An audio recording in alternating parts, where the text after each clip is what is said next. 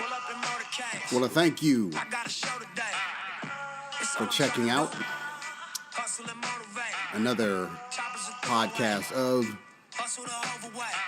We Ain't Scared Talk, where we ain't scared. My name is A1, and today's show, as we continue to mourn and celebrate the life of a fallen soldier, Nipsey Hussle, I just wanted to take just a few minutes to send out my love and prayer and condolences. Everybody need to rally around Lauren London and his brother Black Sam, his family. It's a lot of recovery healing that's taking place. As tragic as it is, a lot of good is coming out of this situation in spite of. So rest in peace, rest in power, Nip. We love you. And the warriors that are here, that are left, we're going to keep fighting. All right. Let me turn this down just a little bit. Love that track. All right. So, thank you for checking out another podcast. Let's turn this down. And I appreciate you taking the time to listen. And to everybody that supports this podcast, thank you. Hit that subscribe button. If you've listened to at least one show, go ahead and subscribe and share. Subscribe, and share. All right, so today, it's no different than any of the others.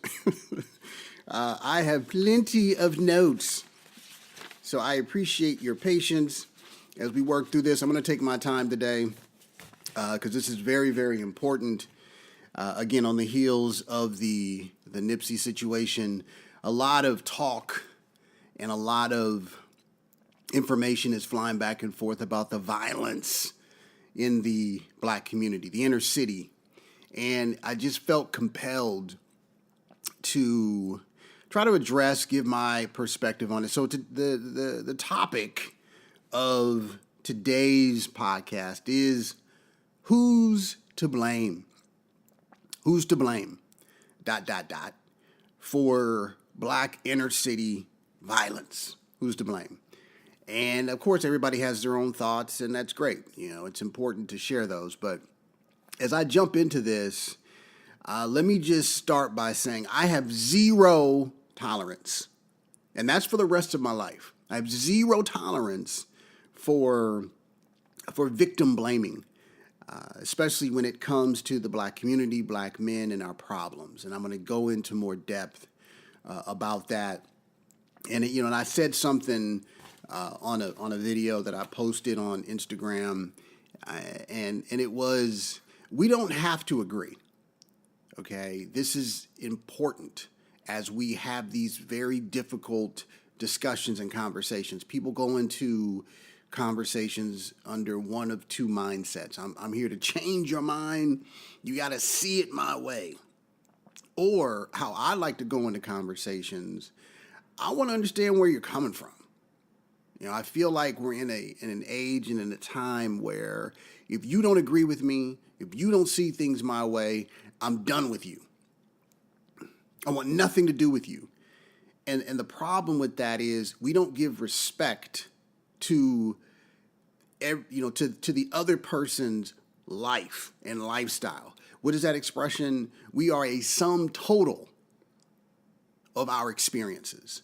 And that is so true. And I really want you to think about that. I don't care what your background is, your socioeconomic status, your religion, your race. It doesn't matter. We are all a sum total of our life experiences, for better or for worse. And we all get to or arrive at our current destination at different times. And it's important to keep that in mind, okay? Please keep that in mind. And this is not going to be easy for a lot of people to listen to. It's not. I'm going to be honest with you. As I was writing it, I was hearing all kinds of responses. So let's go ahead and jump into this. Okay. So, of course, this came from the recent Nipsey Hussle assassination or murder, depending upon what you want to believe. But regardless, this man is no longer on this earth, doing the good things for the community that he was put here to do. So it's up to us that are left to continue. As I take a deep breath, and this is emotional. You know, I'm not gonna front. It's emotional.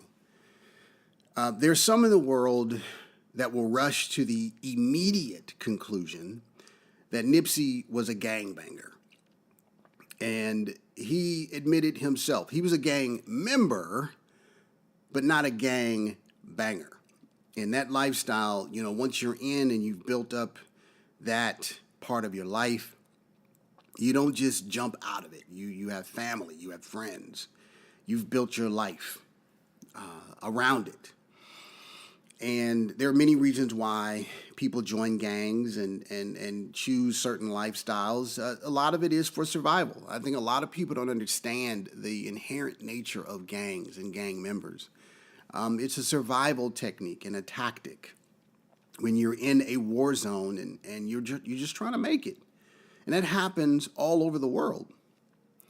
So it's very easy to confuse certain things.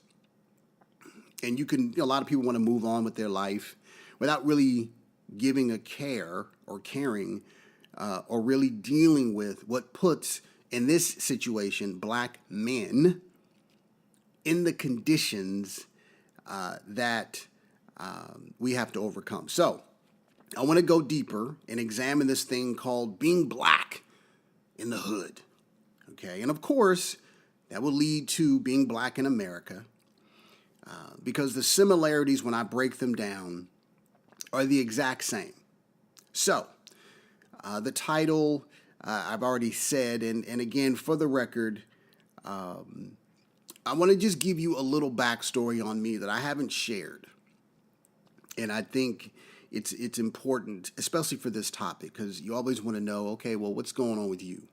Okay, so, you know, I was never in a gang, okay, but I grew up in Inglewood, California, which is a suburb of Los Angeles, literally a 5-minute, 10-minute drive, and you were in the heart of LA. And this was when the Bloods and the Crips were going at it, heavy. This was before the truce. And I've had guns pulled out on me, waved in my direction, you know, in a group setting as a teen. And this is not a uncommon experience when you grow up in the inner city. Thank God I'm still here to talk about it. Now, I've lost friends as a teen to street violence, has, you know, like most other black men in the inner city.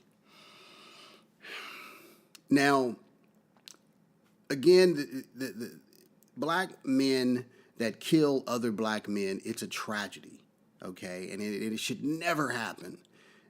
And there are reasons that lead to this. Again, that's another topic. But just understand, it has to be discussed.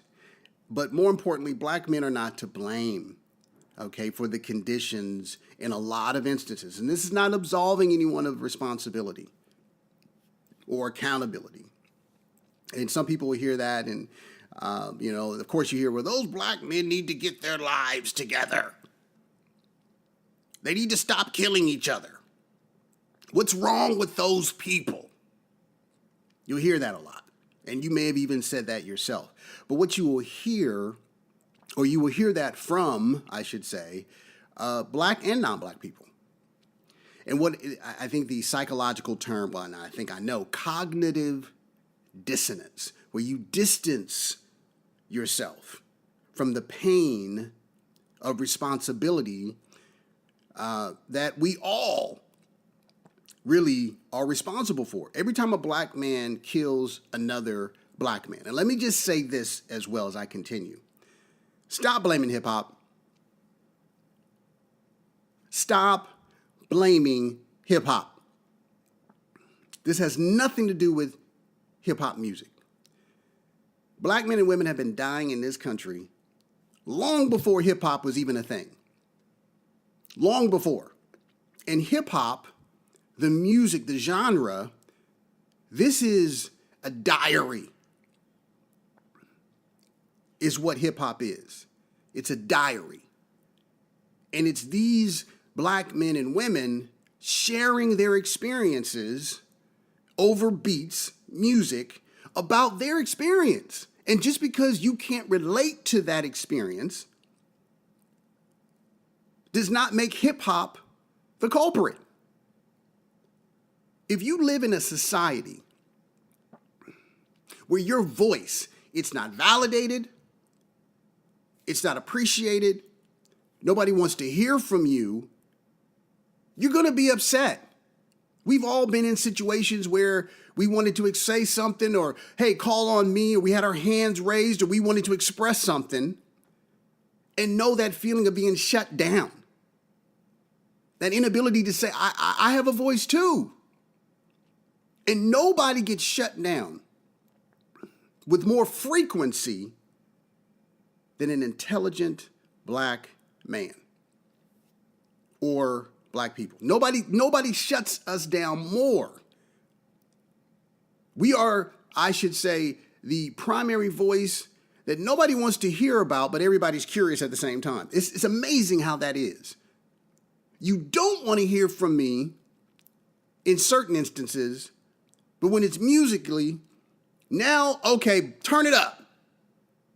Every non-black person and black person, but specifically non-black people, when they're driving in their cars, you would be surprised how often I drive, I'll hear a thum, thum, thum, beep, beep, beep in a car, and I'll look over, and it is the most random non-black person you would never expect. A rabbi, right? A teacher, or someone that looks like a CEO, a non-black CEO. And they are singing the lyrics to everything. Tupac, Biggie, Nipsey, Snoop. They are going in. Every lyric. They love it. Hip hop is not to blame, but let me continue. So anyway, as I was saying, people, they want it when it's convenient. They want to hear from us. But then they follow it up when everything is, when they want to appear politically correct. We're all one race. There is no black and white, brown, Asian, or purple, right? We're all the same underneath.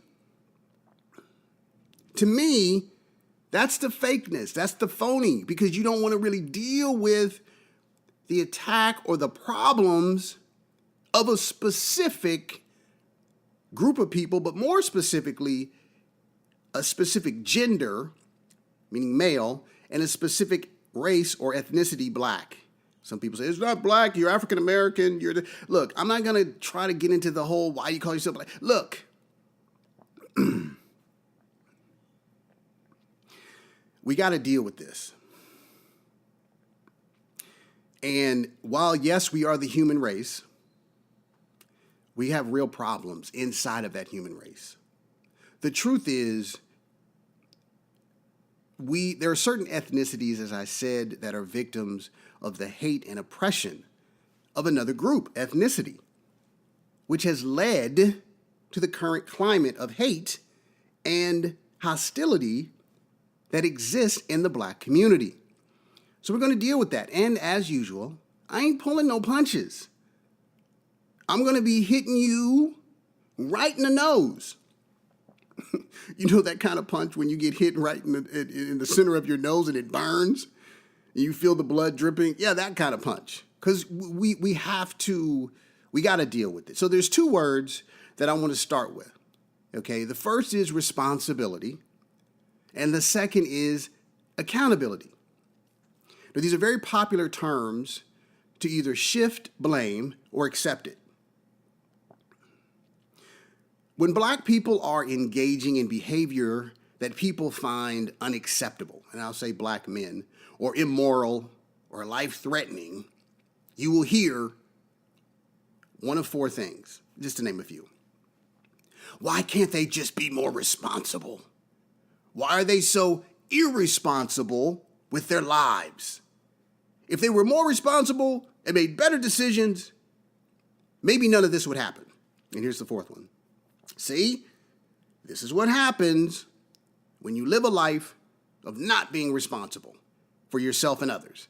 Now, at first glance, those are very compelling statements. And I hazard to guess that most of you listening have either said them yourself or been around other people that have said it in some form or fashion. So here's the counterbalance to it. Accountability from the non-black community or people, and I dare say even black, a small percentage, or members of society, they've said these things. Now, accountability or lack of accountability from non-black people is the primary reason black men are in the mental, physical, emotional, and psychological condition that we're in the inner cities in America. And that's a fact. Non-black people that have listened to even one black hip-hop song, which I've alluded to earlier, or heard a famous black leader speak, like MLK or Malcolm X, or that know anything about Black History Month and did nothing to try to help or make a difference, are guilty of no accountability to help change the conditions of the black male in the inner city. Now, we can argue all day long about where are the black fathers and make good choices, but if you don't give me any choices to choose from, and all I'm left with are desperate options, then this is the result. The black male existence is loved by all and at the same time hated by many. We are the kings of all things cool and popular. Swag. The world as we know it would not exist in the way that it does if it weren't for black people or black men in this example. Some people hear that, what do you mean it wouldn't exist? Just hear me out. We have influenced everything. Style, culture, music. Every little non-black boy, and I dare say girl, in the world that has seen of or heard of Snoop Dogg or some other popular hip-hop male star and imitated or recited a verse or a song from that black man is responsible for that black man. Now, you may not, you'll hear that and say, what do you mean I'm responsible? If you consume it, the culture, you're responsible. You're responsible for that person. Accountability is on the same side of responsibility. They are not mutually exclusive from each other. They both live in the same house, sit at the same dinner table, watch the same TV, and drive the same car. Now, they may switch between who's driving, but they're both there nonetheless. They're attached at the hip. When white America distills these violent incidents of black men killing each other, when they say, well, they need to be more responsible, they're ignoring the fact that they, non-black America, contributed to the death as well. Yeah. And that's a fact. Non-Black America is a co-conspirator because you love us when we make you happy, but you ignore us when we die. You pick the parts that bring you joy and then turn your back when Black men do things that you find unacceptable. Now, you don't do that with your own children. When they make mistakes or disappoint you, and remember, as I said at the top of the show, aren't we one race? Isn't that what people say? We're one race. Isn't that the common refrain from non-Black people when they want to distance themselves from any real accountability of having to be specifically concerned about a certain ethnicity? We're all one race. One race. That's kind of like the whole all lives matter. That's a good example. Well, if all lives matter, how come non-Black people aren't racing in to find out what they can do to help curb the flow of violence in the inner city? It's because it's bullshit. That's why. And, there may be some other language, if you have kids, just kind of a heads up. Now, most non-Black people just want Black people to fix ourselves from the trauma inflicted by non-Black people, as if accountability, as I said earlier, from non-Black people doesn't exist. It's hypocrisy. It is hypocrisy. And I wrote, what kind of backward-ass country hill pork belly madness is that? I've even heard Black folks say, see, this is why the Black community will never get anywhere. And the truth is, those same Black folks never said anything good about Black people. Anyway, this is just an excuse for them to put down their own people. And I always say solidarity. We need solidarity. Now, we all know America created the conditions in the inner city so that things like this would happen. It's not a secret. It's not Black on Black crime. God, I hate that. It's not Black on Black crime. That doesn't exist. It's not a thing. There's no such thing as that. It's just crime, like any other community. It's about proximity, people. I get into an argument with my significant other or wife or you. I'm not going to drive down the street and throw something and break a plate in somebody's house 10 miles away. I'm going to do it right where I'm at. The truth is, non-Black or lack of accountability is the primary reason why Black violence in the inner city exists. Again, I have to reiterate that, period. You don't blame the victim, and in this instance, Black men, for the conditions that non-Black people, or more specifically, America, created through 400 years of systemic racism and other predatory practices have caused. We have to deal with that, people. We got to deal with that. Like it or not, we got to deal with it. And no amount of sugarcoating is going to change it. It's only uncomfortable for those that don't want to deal with it in a real way. That's the only reason it's uncomfortable, because you don't want to do anything about it. And again, hip-hop music ain't got nothing to do with it. It has nothing to do with it. So leave that alone. Again, nobody blames Vin Diesel or Hollywood, the Fast and Furious franchise, for car chases. Nobody does that.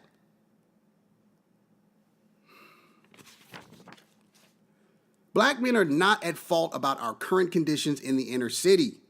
And I'm not saying that okay, there aren't things that we can do to help ourselves. Of course we can. But we didn't create this monster of hate and this oppression. We're just fighting to survive in it. It's America that is at fault for fostering the conditions and standing back and watching the violence and the devastation. And I will always push back against the narrative that black men need to do better. No, you, non-black person, need to do better. You need to do better at getting off your ass and looking in the mirror and asking yourself, what can you do to help make it better? And not point a judgmental finger at black men for having to live and raise our kids in conditions that you couldn't survive for a single minute. Not a second. And if most non-black people had to watch or switch places with a black man in the inner city for a day, they would jump out of the nearest window and try to kill themselves. And if they lived on the first floor, they'd keep jumping until they were dead. They just keep jumping. It's ridiculous. This shit is real. PTSD is real. Post-traumatic stress disorder, it is real. Police brutality is real. No jobs is real. Depression is real. Hate is real. Lack of hope is real. Oppression is real. And for those that wake up every day with the benefit of not having to face that 24 hours a day, 7 days a week, how nice for you. And I'm not hating on you because you don't, but I'm saying how that's a luxury that a lot of black people in the inner city can't afford. We don't have that. And I'm gonna share something with you, personally about me. Look, I know what it's like to be on welfare. I do. I was on welfare. I know what it's like to have hungry kids and be on public transportation, taking 2 and 3 buses to get to work, to get to a job miles away. I lived that. I did that. And I'm not looking for no medal. I'm not looking for applause. I'm just saying it was fucked up. And it happens. And I know what it's like to have helicopters flying over your house at 1 a.m., shining the light all over the place. You can't sleep. Gunshots going off in the alley right next to your house or apartment. Prostitutes walking down the street and little kids living next to a crack house. I lived that. I was there. Yes. I was in LA for over 20 years. You can't tell me nothing. I myself survived a few run-ins with gangsters myself in my high school years. As I started to talk about at the top of the show, brandishing nickel-plated Uzis, scaring everybody as everyone scattered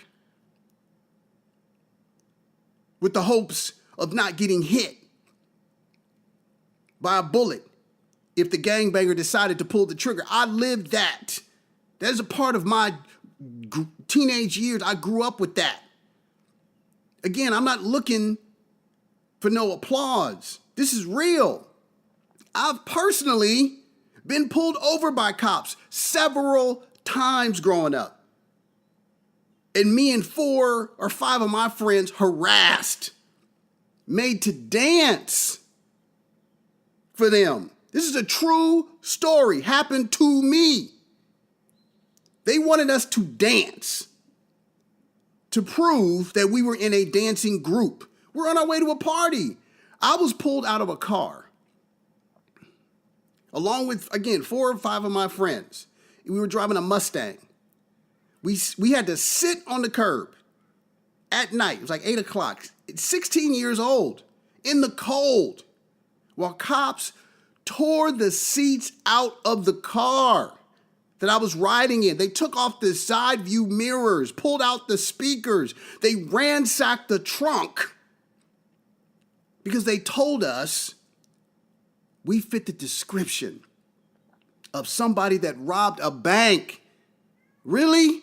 At 8 o'clock at night, a bank robbery. What bank is open at 8 o'clock at night? Really? And you want to blame us, me, somebody that looks like me for this? I didn't do this to myself. I didn't do this to myself.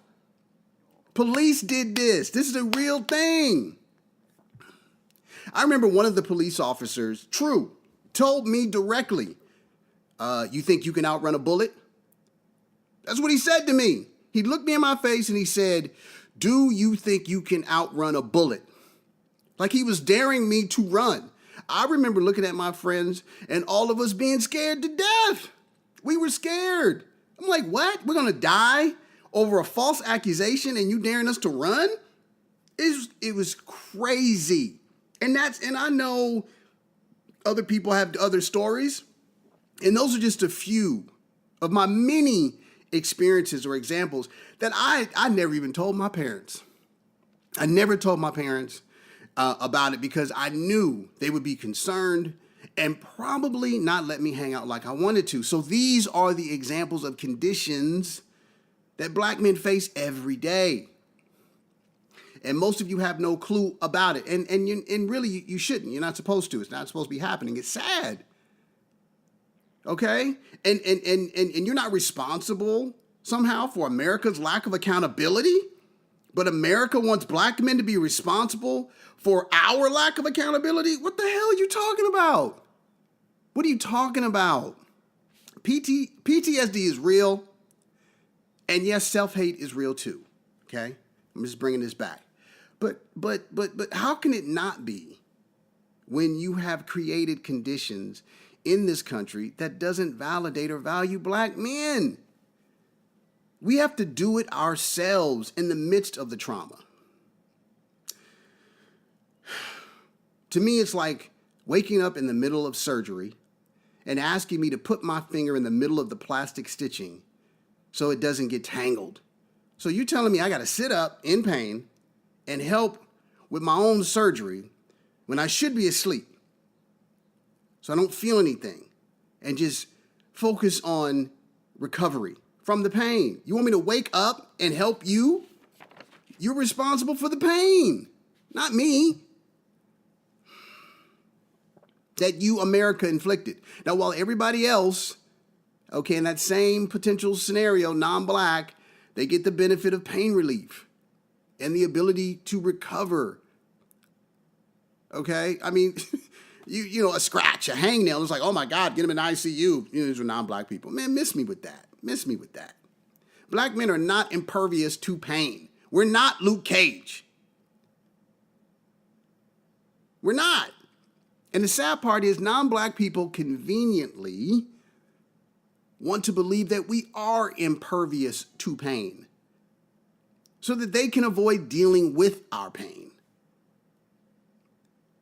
They think, well, they're used to growing up in that tough condition or tough conditions, so let's give them the hard jobs.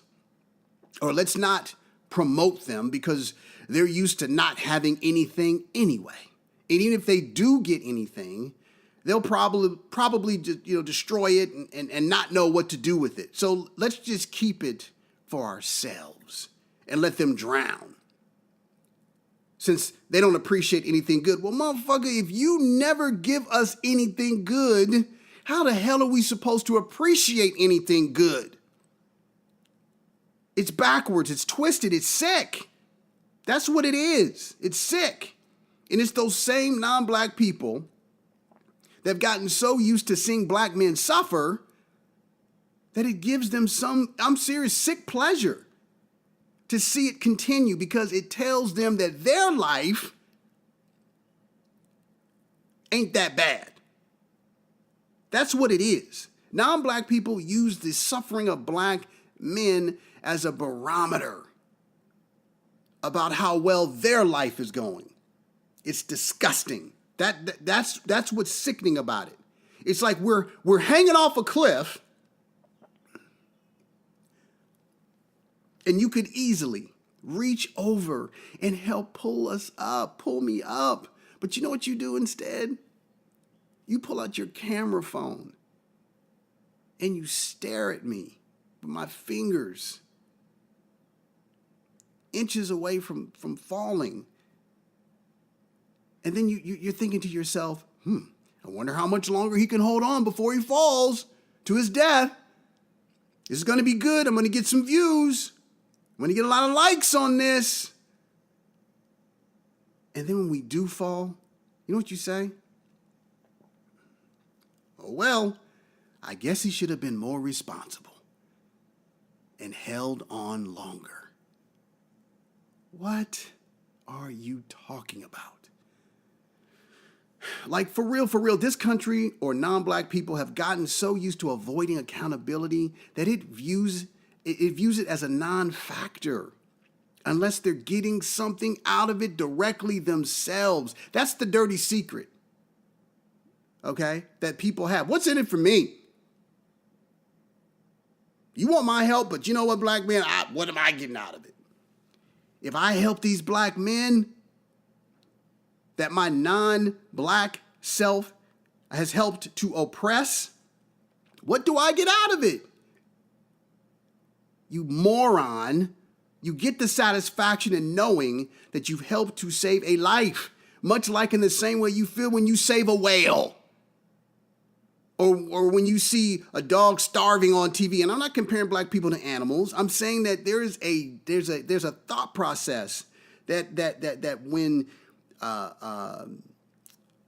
you save something that you care about, that you see starving on TV, and you give all of your life insurance money so some damn dog can live in a $100 million house for the rest of its life. And that's a true story, by the way.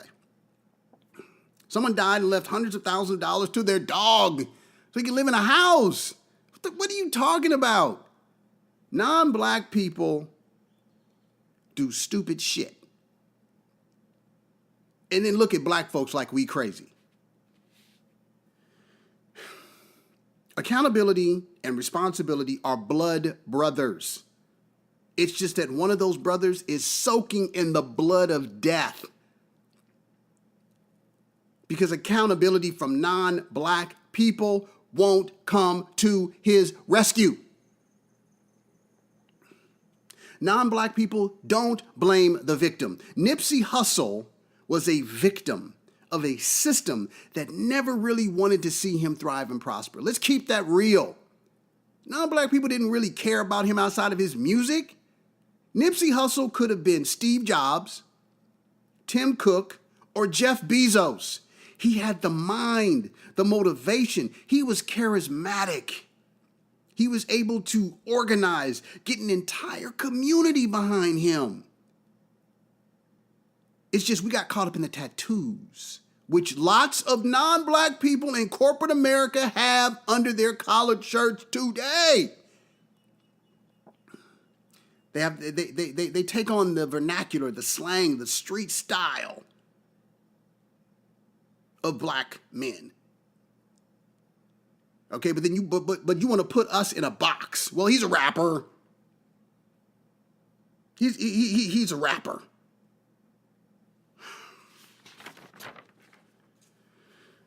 And non-black people, let's keep it real. They don't want to answer to a black man as a boss. As a boss, I can count on one hand how many black male bosses I've had in my life.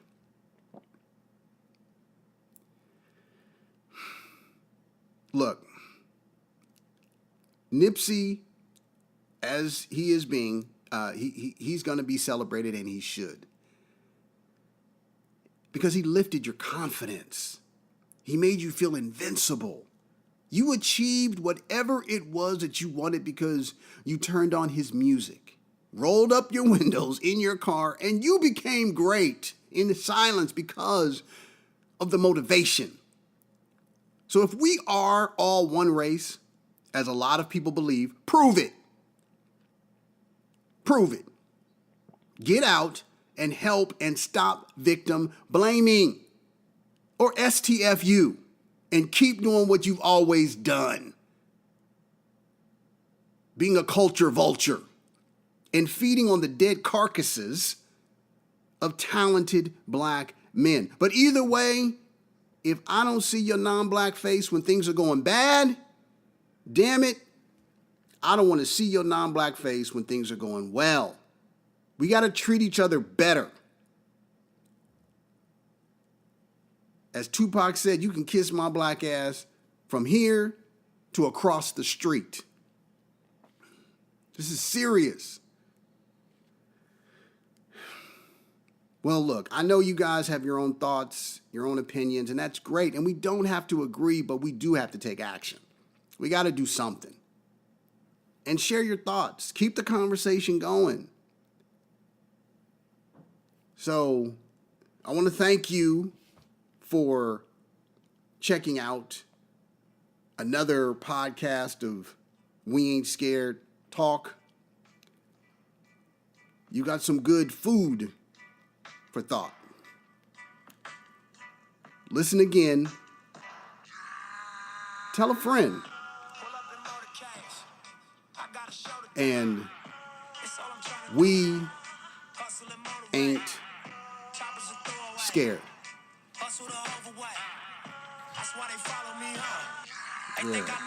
Yeah. Rest in peace, Nip. We love you, bro. We'll miss you, but your legacy lives forever.